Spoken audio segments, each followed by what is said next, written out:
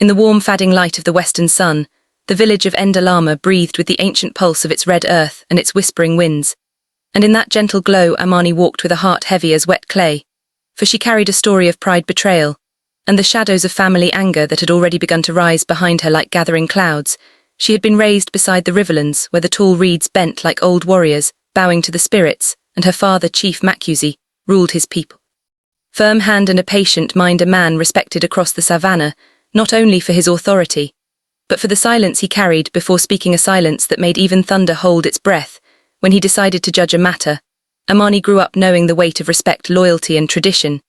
Yet she found herself bound in marriage to Juma, a man whose charm had once shone like fire at dusk, but whose pride soon revealed itself like a thorn hidden in soft grass. Juma loved to show himself before others, boasting of things he did not have, promising what he could not give, and seeking praise from all who would listen. Though Amani hoped patience would change him, the spirits had whispered early signs in her dreams, signs she ignored, signs that rose again this very season, for the day had come when Juma crossed a boundary that even the ancestors would not overlook. It happened on a morning touched by cool mist drifting through the forest. As if the spirits themselves moved across the land, Amani had taken her father's blessing and bought herself a small red car, a bright glowing thing that looked almost magical among the mud huts, and the tall trees, a gift of independence and pride that she worked for with her own sweat in the market, selling woven mats, oils and baskets blessed by her mothers before her. The village rejoiced with her, for such a gift was not common, especially for a young woman. Yet Juma looked at the car with a hunger that troubled Amani. Though she pretended not to see it, she felt it burrowing into him the way termites invade the heart of a fallen tree. Still, she said nothing, for she believed a home must be watered with patience rather than fire.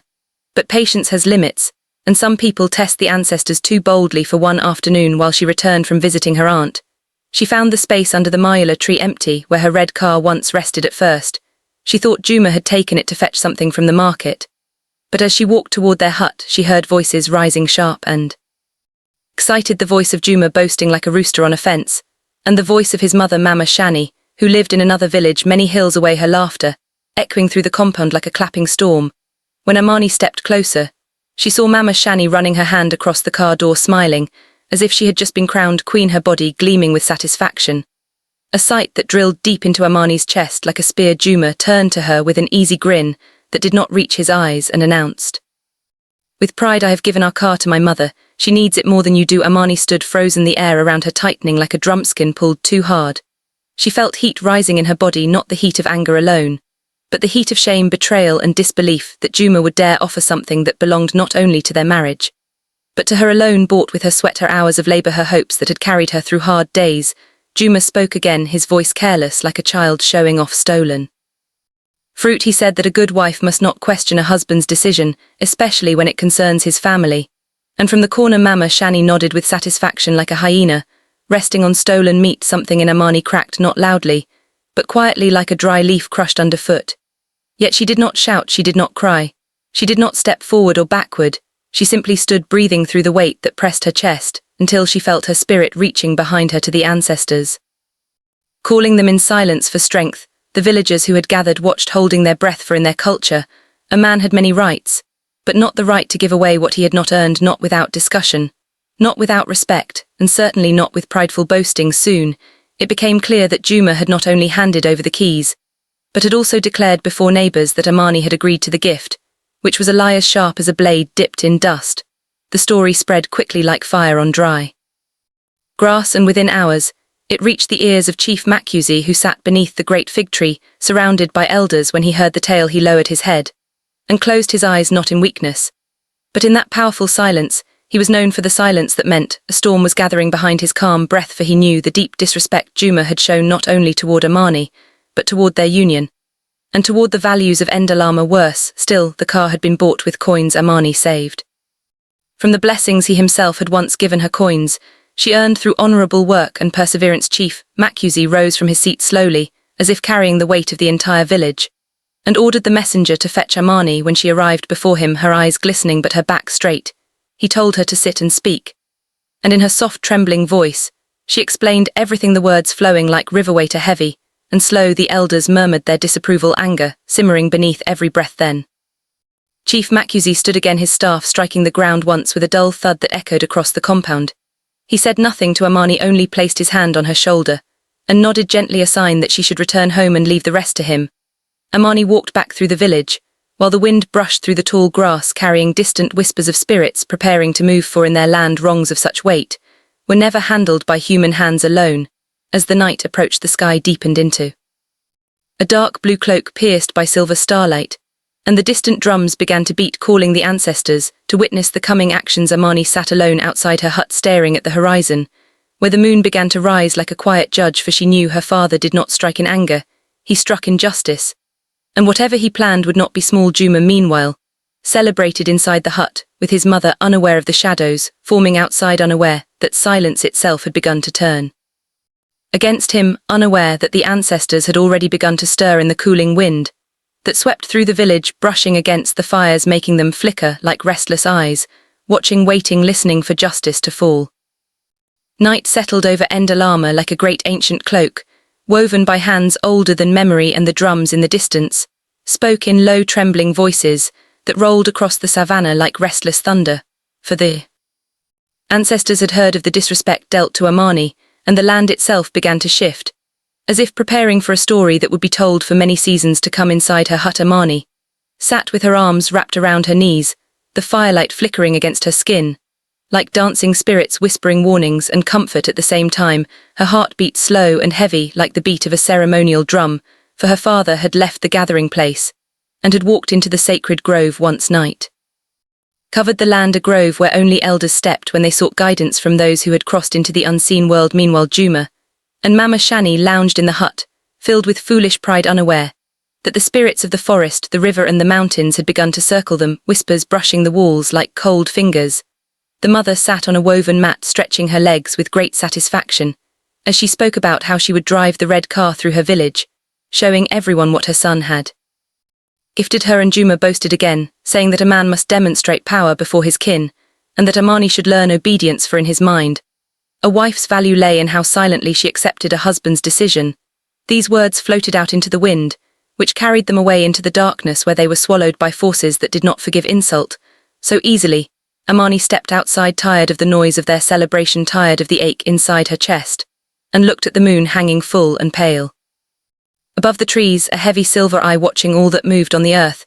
She whispered a prayer to her ancestors, calling for clarity, not revenge, for she believed vengeance belonged to spirits far wiser than her.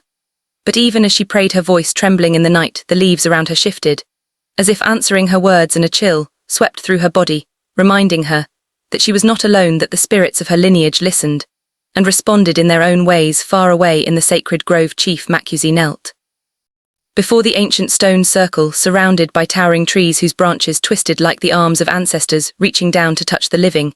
He placed both hands on the earth and breathed deeply, calling upon the old guardians to witness the dishonor placed upon his daughter. He sought not violence, but balance, for the village lived by harmony and respect, and when those were broken, restoration required the hand of the unseen. The air thickened around him, growing heavy, as if the world itself held its breath. Then a soft glow rose from the ground near the stones, pale gold, and trembling like a candle flame in wind, and a voice older than memory whispered through the grove, slow, deep, and echoing like a mountain. Speaking, it asked what burden he brought before the ancestors, and Chief Makuzi spoke calmly of Amani's sorrow, of Juma's deceit, of the lie told before the village, and of the shame that had spread like dust over his daughter's spirit. The ancestral voice responded with a rumbling sound, neither anger nor calm, but something like judgment awaiting release, and said that disrespect toward a daughter blessed by the ancestors was not an act to be ignored, for such disrespect was like poisoning the roots of a sacred tree, and those roots must be washed clean by truth and consequence. Chief Makuzi bowed, lowering his forehead to the earth as the glow faded, leaving behind the scent of old smoke and ancient rain.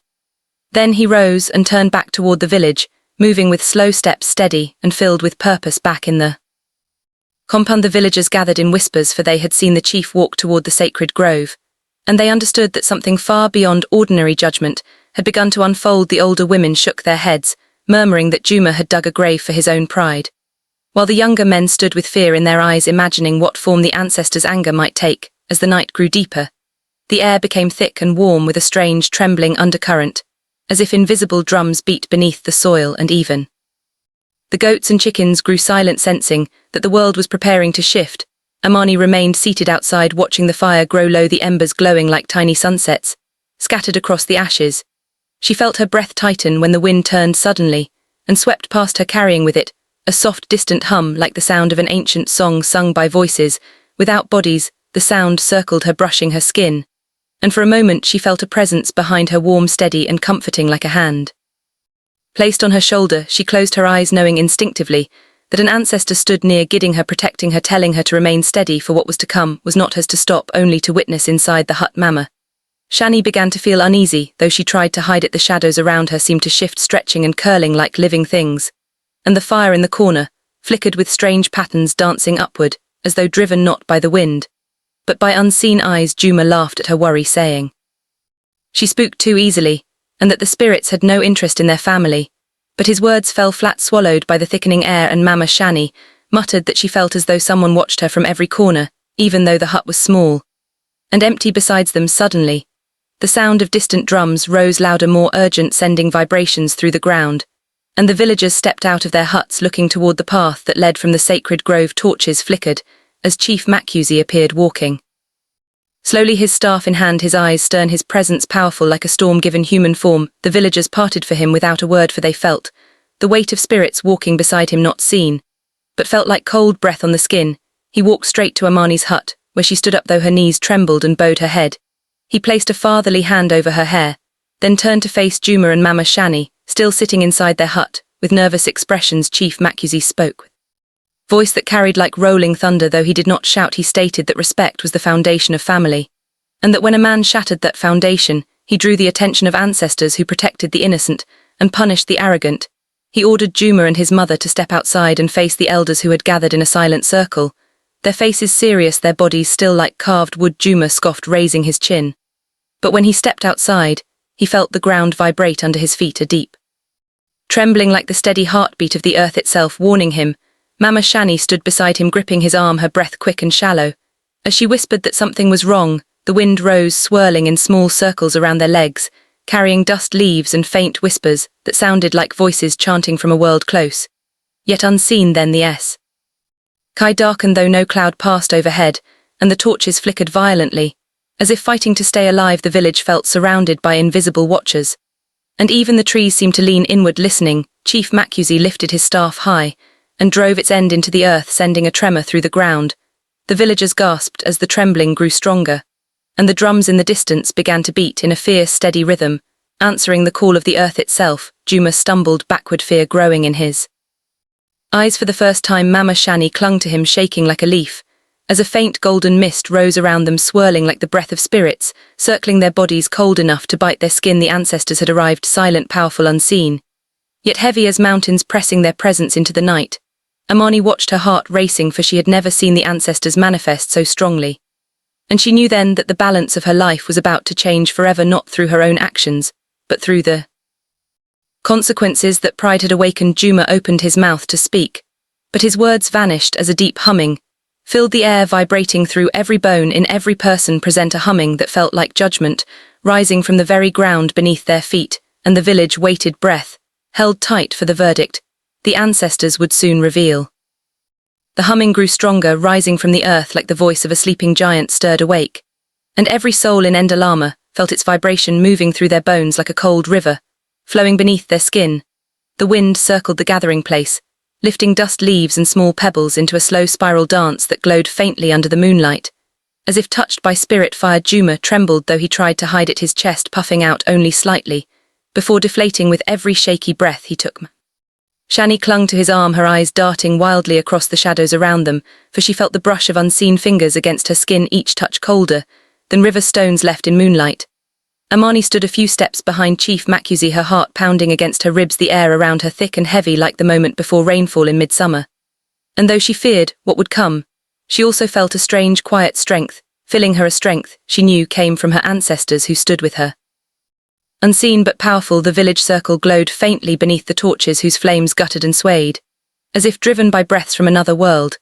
Then the humming suddenly stopped, leaving behind a ringing silence that made the villagers glance at one another with wide, frightened eyes, for the absence of sound felt even heavier than the sound itself, like a deep breath held by the earth waiting for release. Chief Makuzi stepped forward, raising his staff, his face unreadable yet fierce like a stone shaped by storms. He spoke to the unseen in a voice steady and low, thanking the ancestors for hearing his call and asking them to reveal the truth, so that balance could be restored. The moment his words faded, the air shifted, becoming colder, sharper. As if night itself had grown teeth, the dust swirl around Juma and Mama Shani thickened, then parted, forming a low mist shaped like a crouching figure, its form, unclear, its movement slow and fluid like smoke, obeying the command of an ancient, while the villagers gasped, taking a step back, but none dared flee, for to turn one's back on the ancestors was to invite misfortune for 7 generations. The mist figure hovered before Juma and Mama Shani, circling them in a slow ring, its presence heavy as a mountain, its voice whispering through the air, not as sound, but as feeling, a feeling that made even the bravest elders lower their eyes, a sensation like cold truth pressing against their spirits. Juma tried to lengthen his spine, forcing himself to look proud, but the mist form drifted close, until its presence pressed against his chest like a hand made of night. Then the villagers heard a rustling sound, as if hundreds of leaves whispered at once, and the mist flared, suddenly revealing the shape of an ancestral spirit, tall, shadow-like, crowned with twisting horns, shaped from moonlight and earth, its eyes glowing like pale embers, flickering with old fury. The elders fell to their knees, pressing their heads low. Even Chief Makuzi bowed slightly, though he remained standing, for he was the one who had called upon the spirits. The ancestral figure lifted an arm and pointed at Juma, and though no voice came from its mouth, everyone heard the question vibrating in the air, a question older than any language spoken by humans, the question of truth. Juma swallowed, shaking his head. He attempted to speak, but the air around him thickened, gripping his throat like a hand made from wind and old power. Mama Shani tried to step forward, ranting about entitlement and rights, but the spirit turned its glowing eyes toward her, and she froze, her words dying in her throat like insects swallowed by fire. Then the spirit swept its arm across the earth, and the ground responded, flashing with faint golden light, as images formed on the soil, shifting like reflections on water. The villagers leaned forward, gasping, for the images showed everything that had happened that day, as if the ground itself had recorded it. The vision displayed Amani leaving her house, with joy, the red car shining under the Mayula tree. Then it showed Juma approaching the car, touching it. The hunger that spread across his face like a shadow, it showed Mama Shani arriving with pride swelling in her eyes, her voice whispering greedy praise. And the moment Juma placed the keys in her hand, lying to the neighbors, claiming Amani had agreed, when she had not, the villagers murmured among themselves, eyes wide, with disbelief at such bold dishonesty. The ancestral spirit pointed at the ground again, and the images changed, showing Amani returning, seeing the empty space beneath the tree, her shock, her pain, the betrayal growing like a storm in her spirit. Then it showed the gloating voices of Juma and his mother, and the flicker of shame in Amani that she had tried so hard to swallow. Juma tried again to speak, but the spirit stepped closer, raising an arm, and the wind whipped around them, as if warning him to be silent. The ground showed another vision, now Amani working long hours, weaving mats, gathering oils, carrying baskets under the sun, sweat trickling down her back, hope burning in her chest, her hands shaping the future she desired. The villagers murmured again, for they knew her devotion, and the sacrifice it had taken to save coins enough to buy the red car. Then the images showed Chief Makuzi blessing her gift, his pride quiet, but deep, his hand resting on her head, as he spoke words of protection and dignity. Then the ancestral spirit clenched its hand, and the vision shattered into glimmering dust, the golden particles drifting upward like sparks. Before fading into the night, the villagers felt judgment gathering. Like storm clouds, the air thickening, until it felt like weight pressing against their lungs. The ancestral figure turned, slowly raising its head toward the sky, and the winds responded, swirling in a circle around Juma and his mother, dust rising from the earth, forming a small storm around them, their clothes whipping their bodies like the lashes of spirits. The villagers watched frozen, for the ancestors had chosen to reveal their verdict through action, not words. The dust storm intensified, rising higher and higher until it reached the height of Chief Makuzi's staff, then collapsed inward, shrouding Juma and Mama Shani. In a cocoon of swirling earth, they cried out, though their voices were muffled, swallowed by the thick dust.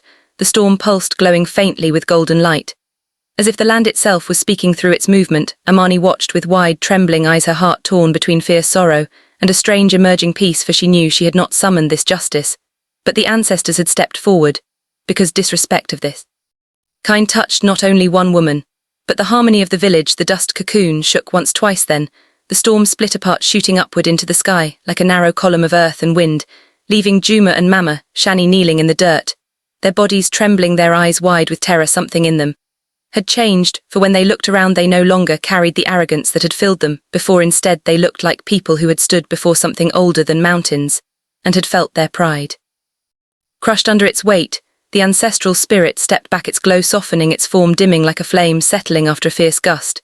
It nodded once, a gesture heavy with meaning, then dissolved into wind that swept through the entire circle, brushing every villager like a blessing and a warning at once. The torches flared brighter, and the humming returned faint, then faded, carried away on the night breeze, leaving behind silence deep and heavy. While everyone tried to understand what they had witnessed, Chief Makuzi stepped forward, his staff tapping the earth softly, the sound echoing like a final word, spoken by the ancestors. He commanded Juma and his mother to stand, their legs weak, trembling like branches in strong wind.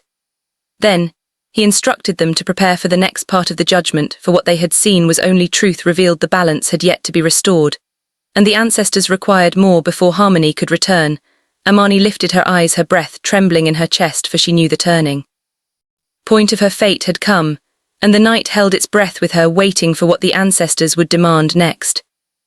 The night deepened, settling over Endalama like a vast dark river, and every breath of wind carried the weight of the ancestors' judgment, as the villagers formed a wider circle around Chief Makuzi, Juma and Mama Shani, who still trembled on their knees, their skins pale with fear, their spirits shaken by what they had just witnessed. The torches flickered, casting long wavering shadows on the ground, shadows that seemed to move not with the light, but with the unseen presence of ancient spirits watching from every corner of the night. Amani stood behind her father, her heart trembling like a leaf caught between wind and water, unsure whether to feel pity or relief for Juma and his mother, who had scorned her pride and trampled her spirit so easily, and now knelt before justice. Older than the oldest tree in the sacred grove, Chief Makuzi raised his staff, and the wind instantly stilled the night, turning strangely silent, as if the world held its breath, waiting for the next decree from the ancestors. The elders stepped forward, their faces solemn, for they knew that what came next would shape not only the lives of Juma and Mama Shani, but the harmony of the village itself. Chief Makuzi addressed the circle, speaking in a slow, steady voice that carried with the calm power of thunder before rainfall. He explained that the ancestors had shown truth, but truth must be followed by restoration, for the river of life must remain balanced, and when someone disrupts that balance, the harm must be healed not through revenge, but through righteous consequence. He then turned his gaze to Juma, whose eyes were wide, reflecting the torchlight like those of an animal cornered in darkness. Juma tried to speak, but the words died in his throat, for fear clutched his chest, and he felt as if invisible eyes stared directly through him, seeing every lie, every selfish thought, every hidden pride. Mama Shani looked down, trembling, for she too felt the burning gaze of the unseen ancestors, and though she wished to defend herself, she could not raise her voice for fear that the spirits would silence her forever. Chief Makuzi lifted his staff once more, and the earth responded, a faint tremor shaking the ground beneath them, small stones rolling softly like bones shifting in a buried chamber. The villagers gasped, stepping back as the tremor grew stronger, then softened, fading into steady stillness. From the earth rose a low hum, a gentle yet ancient sound, like a grandmother soothing a crying child, mixed with the warning growl of a lion guarding its pride. The elders bowed their heads, recognizing this sound as the ancestors calling for the rite of restoration, a ritual rarely summoned, a ritual meant only for times when deep disrespect had cracked the harmony of family, community, or land. Chief Makuzi nodded gravely, then announced that before the ancestors' harmony could return, Juma must surrender the pride that had blinded him from truth, and Mama Shani must return what she had taken with deceit, for no gift given in falsehood could remain without consequence. The villagers murmured among themselves, their voices like dry leaves brushing against one another as curiosity and fear intertwined in their hearts.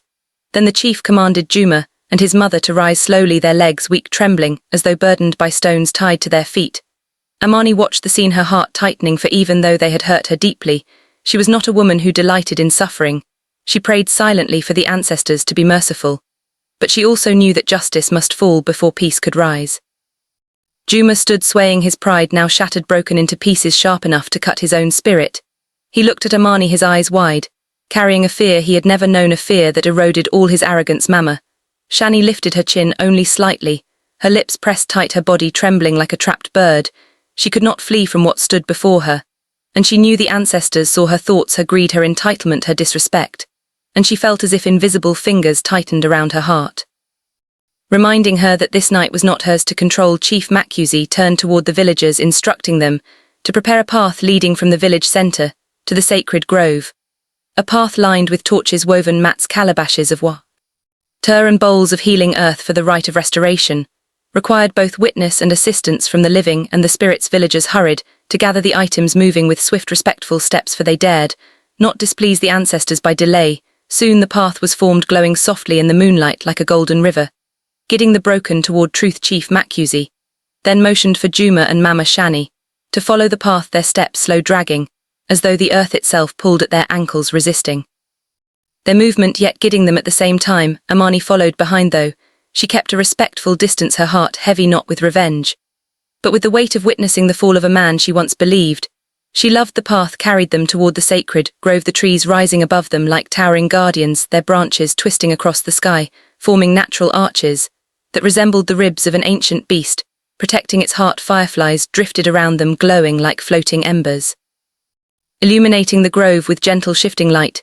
The air changed as they entered the grove, becoming colder, sharper, filled with a strange tingling energy that brushed against their skin like soft feathers dipped in frost. Juma's breath quickened, his chest rising and falling as fear squeezed his lungs. Mama Shani clutched her wrapper tightly, her steps faltering as she felt the spirits brush against her, her heart beating wildly like a trapped drum. The elders formed a wide circle around them, their faces solemn, lit by the flickering torches, their eyes reflecting deep ancient wisdom. The grove hummed with the presence of unseen watchers, each one silent, each one witnessing. Chief Makuzi stepped into the center, raising his staff, and the hum deepened, resonating through the trees, the ground, and the bodies of everyone present. He spoke, calling upon the ancestors to give instruction on how balance could be restored. The wind answered, swirling around the circle, stirring the mats. The night around the village of Kitala stretched like a great dark cloth as Amara stood before the old shrine of the ancestors, the firelight shaking like a frightened heart, for she knew that this was the night everything would break and everything would be revealed. She had walked far past the river, past the old thorn trees, past the whispering stones, carrying the weight of her father's silence and the sting of her husband's betrayal. The air felt thick, as if the spirits themselves were waiting for her breath, and deep inside the shrine the scent of burning herbs rose in slow coils as the drums in the distance trembled like thunder waiting to be born. Amara stepped closer, her shadow pulling long behind her.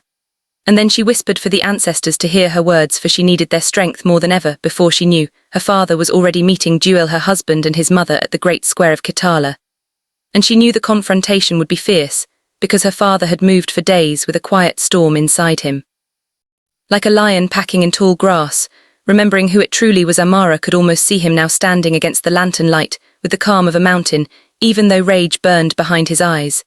And she prayed silently that no blood would fall in the dust of Kitala. The wind then rose around her, making the trees groan like old warriors waking from sleep. And she felt the world shift, as if the ancestors answered her call. And so she left the shrine and made her way back to the village, her feet carrying her fast, though she felt the weight of centuries on her shoulders. When she reached the edge of the square, she saw a great circle of people gathered around her father Jewel, and Jewel's mother, whose hands trembled, though she tried to hide it. The villagers whispered like restless leaves, and the firelight showed the truth written on every face. Amara stepped forward, but for a moment she remained unseen as her father raised his staff high and spoke with a voice that carried like rolling thunder. He said that the land remembers all wrongs, and the ancestors have eyes sharper than hunters, that no one steals from blood, and walks free, that no one takes what belongs to another heart without answering for it. Jewel tried to defend himself, waving his hands and shaking his head, but his voice had no strength now, for the crowd had already tasted the truth and seen the fear in his eyes. He said he did it for his mother, he said he wanted to show loyalty. He said Amara had too much already, but his words fell like dead leaves, for none carried life in them. His mother then stepped forward, begging the elders to forgive her son, saying she asked for the car only because she felt forgotten, because she thought Amara would not mind, because she believed family should share. But even her voice cracked like a stick underfoot, as though the spirits crushed lies. Before they could rise, Amara watched as her father lowered his staff and turned to face the crowd. He told them he had uncovered something far more serious than the stolen car. He had gone to the place where Jewel sold the car. He had learned the truth of the secret meetings Jewel held, and the debts he hid from Amara, and the land he had promised away to strangers, without telling his wife or family. The crowd gasped, as if the earth itself split open. Jewel stepped back, sweat covering his face, fear gripping his chest, for his deception had spread wider than even Amara had known. His mother's knees buckled, and she held the edge of her wrapper, as though the truth tore her strength away. The silence that fell on the village then felt heavy enough to crush a heart. Amara stepped forward now, and the people parted for her like water opening for a returning spirit. She looked at her father, and he nodded with the calm of a man who had already decided the path of justice. She then looked at Jewel, standing small and fearful before her. And though her heart broke into many pieces, she spoke with the voice of a woman who had finally understood her own power. She said that the ancestors give warnings before storms, that signs always come, but humans often close their eyes. She said she forgave nothing, she excused nothing, she accepted nothing except truth, and truth stood before her now, trembling like a child. She asked why he traded her trust for shadows, why he gave away her car, why he betrayed the foundation they were building. Jewel could not answer, he could not lift his eyes. He looked like a man whose spirit had left his body, and only guilt walked in its place. Her father then raised his staff once more and declared that restitution must be made. He said Jewel would not only return what he took, he would also restore the land he had promised away. He would face the council of elders, who would decide a fitting price for deception. And he would not step into Amara's home again, until the ancestors themselves whispered that his spirit had learned humility. The crowd murmured in agreement, some with pity, some with satisfaction. Jewel's mother cried, quietly unable to shield her son from the truth the ancestors demanded. Amara felt her heart soften even though she held firm. She told Jewel that she once believed their union could face storms, but he had created storms of his own making. She said she hoped the ancestors would guide him, but she would not carry his burden anymore. She stepped back, and her father placed his cloak around her shoulders like a shield of love and legacy. In the same moment, the drums of the village began to beat again, slow, powerful, steady, like the heartbeat of the earth itself, as if the ancestors announced their judgment with sound. And shadow villagers stepped aside as Amara walked away, her father walking beside her. The fire behind them cast long shapes on the ground, shapes that danced and twisted like spirits, rejoicing that truth had finally risen after so much silence. When Amara reached the path leading back to her father's compound, she felt a strange peace settle into her bones. Although sorrow still clung to her, she felt stronger than she ever had, for she now understood the weight of betrayal, the power of truth, and the strength of the ancestors who watched every step. Humans took. The night opened before her, wide and dark, but not frightening. And she knew this moment would lead her to a new dawn, a new life, a new understanding of her place in the world. As the wind whispered through the tall grass, she felt the ancestors walk beside her, guiding her steps toward the final chapter waiting at the edge of the horizon. The sun rose slowly over Katala village, painting the sky in deep gold and red as Amara stepped out from her father's compound, feeling the weight of the long night slowly lifting from her shoulders. The air carried the sweet smell of morning firewood and distant river mist, and she could hear the soft calls of birds waking from their nests in the tall trees. The village was still quiet, as though the earth itself held its breath, waiting for the new path Amara would walk. She knew that this final day would shape her spirit for years to come. She walked through the open path with the memories of the confrontation echoing behind her like carved marks in old wood. But today there was no fear, no pain, only a deep calm that moved through her like warm wind, passing through tall grass. She felt the presence of the ancestors strong around her, their silent voices guiding her toward wisdom and truth. As she walked deeper into the forest where the morning light created long bands across the earth, she reached the sacred pool, a place her mother took her to as a child, and where many villagers came when their hearts felt heavy. The water shimmered like polished bronze, and small insects danced on its surface. She knelt beside the pool, dipped her hands into the cool water, and let it run over her palms, as though cleansing away the burdens of betrayal, anger, and confusion. For a while, she stayed there, breathing slow and deep, listening to the soft rustle of leaves and the gentle whispers in the wind. Then she felt a shift in the air, as though someone familiar approached.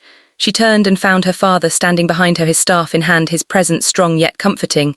He walked slowly to her side and sat beside her, his voice low and gentle, as he told her that the heart of a person is tested not in calm days, but in storms. He said she had faced a storm that many would have run from, and she stood tall with the dignity of her ancestors. She listened quietly, letting his words settle into her spirit. He told her that Jewel had gone before the council at dawn. The elders spoke with voices as old as stone. They told him he must restore all he took, mend all he broke, and walk a path of humility. Before he dared ask for forgiveness from anyone, not even from the ancestors, would he find peace until his spirit learned honesty and truth. Amara closed her eyes and felt a wave of release wash over her like cool rain on dry earth. She knew that she could not return. Life she had with Jewel, for trust once shattered does not rise quickly. She also knew that forgiveness is not always the same as return. Sometimes forgiving meant letting go completely. She looked at her reflection in the sacred pool and saw a woman changed, a woman shaped by fire and shadow and light. Her father placed his hand on her shoulder and told her that strength is not in holding onto a broken path, but in stepping forward even when the road ahead is not clear. Amara then rose to her feet, walked around the sacred pool, and pressed her palm against the ancient stone behind it. a stone where many had placed their prayers for guidance, she whispered a promise to the ancestors that she would walk her new journey with courage, clarity, and love for herself. She thanked them for revealing truth, for protecting her spirit, and for giving her the strength to stand even when betrayal tried to break her. She left the sacred forest with a renewed heart, her steps lighter and her eyes brighter, as she entered the village. Again she saw many people waiting. Some nodded with respect, some looked at her with admiration, for they had seen her strength, her calm, her grace in the face of pain. But Amara did not walk with pride, she walked with understanding. She greeted the villagers softly, and continued on, until she reached the wide tree at the center of the square. There the elders sat beneath its great branches. They called her forward, and blessed her path, saying that a woman who faces truth without fear carries a fire that guides not only herself but her whole community. They handed her a woven cloth marked with symbols of resilience and wisdom, a gift for her journey, to remind her that the ancestors walk with her always. Amara wrapped the cloth around her shoulders, feeling its warmth like a living embrace. She returned to her father's home, where the morning sun touched the roof and warmed the earth beneath her feet.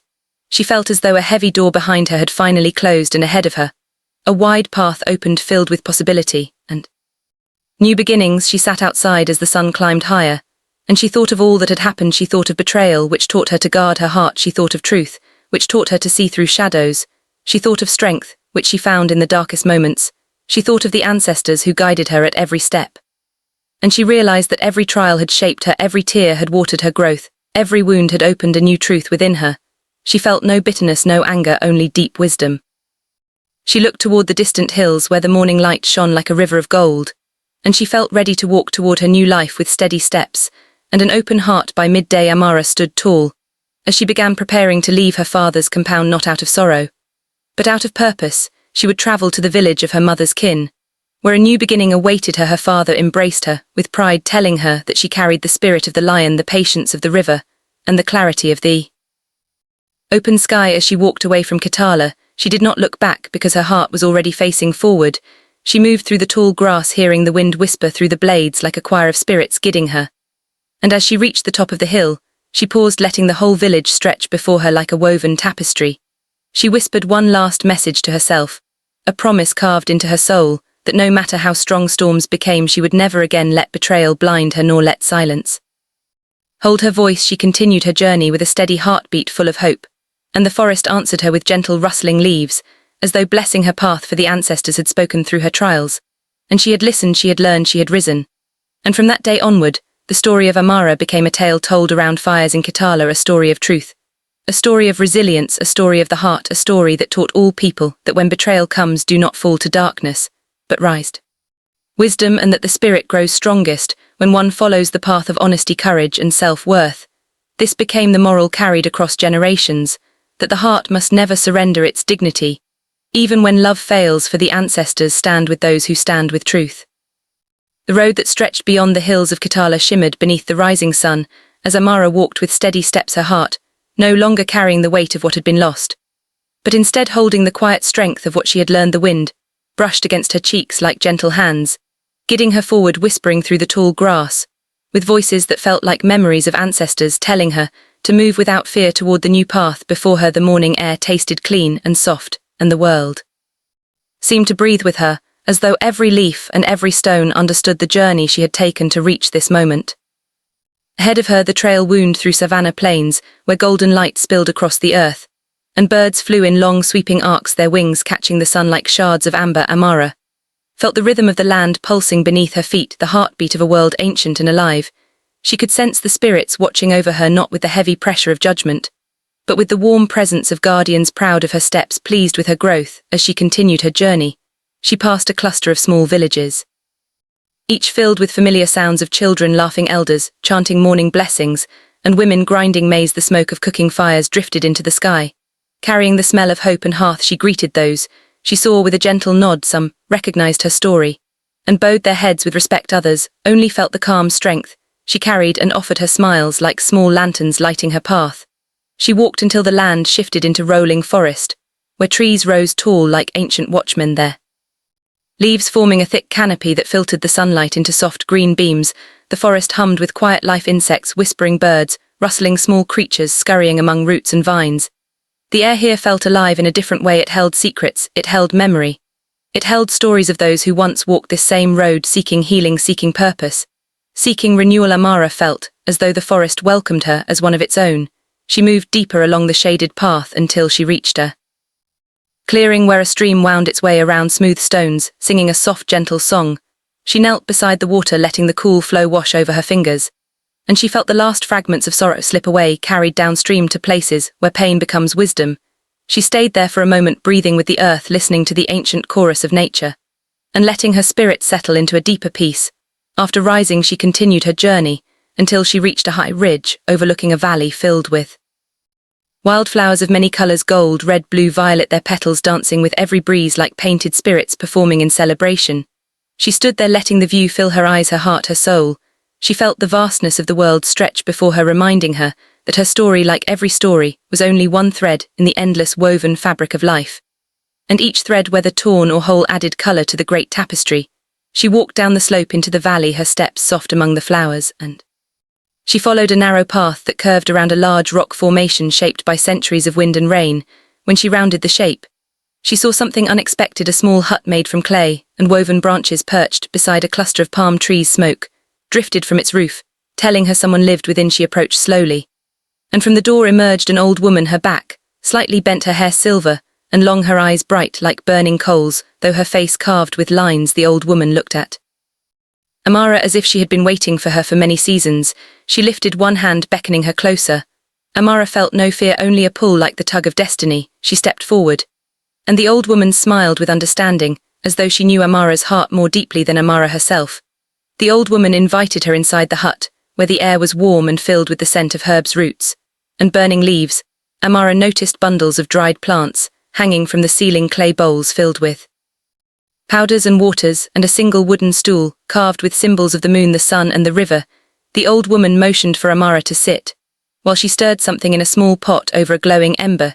She spoke with a voice soft but strong, telling Amara that she was a traveler not only of the land, but of the spirit, telling her that she carried wounds that had made her stronger and truths that had purified her path, telling her that she still had a final lesson to understand before her new life could fully bloom. Amara listened closely, her heart still, and open. The old woman handed her a small gourd filled with warm liquid and instructed her to drink. She did, and felt a gentle heat spread through her chest like a rising sun. The old woman told her that healing is never the end. Healing is the beginning. It is the doorway from which a new self walks into the world. She told her that betrayal does not define a person, but how one rises from betrayal becomes their true identity. She told her that Amara had walked through fire, yet she did not burn. She transformed. She became stronger, softer, wiser, and more complete as the warmth of the drink moved through Amara. She felt her spirit expanding like a seed, breaking open and reaching toward the sky. She felt clarity rise within her like a river, clearing after a storm. The old woman placed her hands on Amara's shoulders and whispered that the ancestors were proud and that her future would be shaped not by past pain, but by the strength she carried. Her bones. Amara felt tears forming in her eyes, not tears of sorrow, but tears of rebirth, tears of understanding, tears of release. She thanked the old woman, who simply nodded and guided her back to the doorway of the hut. Amara stepped outside, and the sun washed over her, cleansing her spirit with its warmth. She looked back, but the old woman had already closed the door, disappearing into the quiet of the hut, as though she were a spirit who appeared only when needed. Amara continued down the valley road, feeling lighter and fuller at the same time, as though her heart held both peace and fire. As she walked, she noticed how the world seemed sharper, more vibrant, the colors brighter, the wind softer, the sounds clearer. She reached a gentle river crossing where smooth stones created a pathway through the flowing water. She stepped carefully across, feeling the cool rush around her ankles, reminding her that life always moves forward, always flows, always finds new paths, even when rocks stand in its way. She crossed to the other side where the land began to rise again, forming a long slope leading toward distant mountains. She followed the path upward, her legs steady and her spirit calm as she climbed higher. She could see the vast stretch of land behind her, Katala, the forests, the valleys, the streams, all glowing beneath the golden sun. She paused and took a deep breath, allowing the view to settle into her soul. She whispered to the wind that she was ready for whatever her next chapter would bring, ready to build a life with courage and truth, ready to honor the lessons that pain had taught her, and ready to live with the dignity her ancestors placed within her, with the strength of her journey woven into her spirit. She turned toward the mountains and continued walking into her future, with steps sure as the heartbeat of the earth.